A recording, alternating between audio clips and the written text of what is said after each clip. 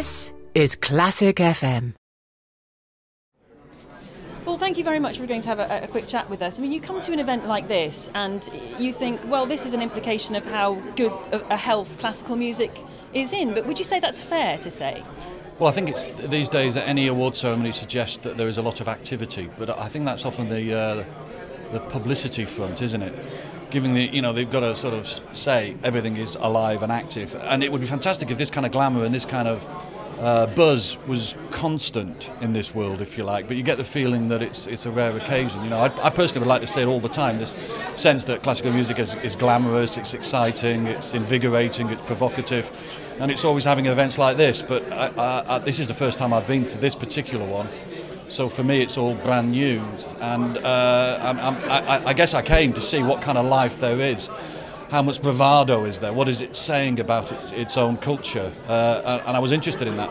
Because obviously in pop music you get it all the time, which is where I habitually have been. You get that kind of showing off more often, which also is a kind of illusion often. You know, it's suggesting something's much more alive than it actually is. I personally think classical music's got more of a future than pop music.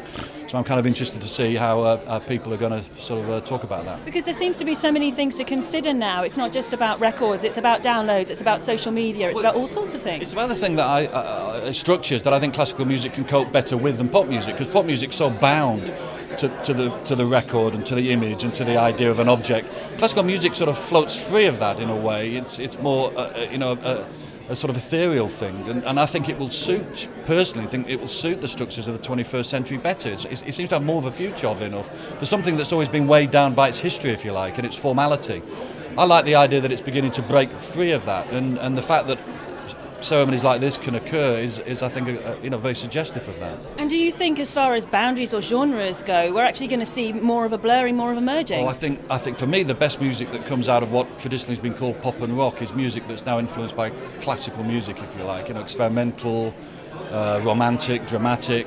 Also the fact that most people, when they go to see a film, to see cinema, effectively are getting a kind of indirect history of classical music, the way that it's filtered through the score, which I think is also interesting, because they never turn around and say how boring that is or how elitist it is. That's often what makes the film, that kind of raw, beautiful music. And I do believe that the future for classical music is where the borders start to open up and it starts to interfere with a music that traditionally has sort of viewed this as being stuffy and old-fashioned. I think it's not. I think it's about the mind, and I think the mind is unbelievably about the present, and therefore classical music, as long as it shakes off some of its stiffness and some of that rigidity, and I guess sometimes the sense that people inside were trying to hold people back, let people in, and the borders are crossed more. I think it could be really exciting. Well, I really hope you enjoy the afternoon. Thank you very much. Look forward to seeing what happens. Thank you. Thanks.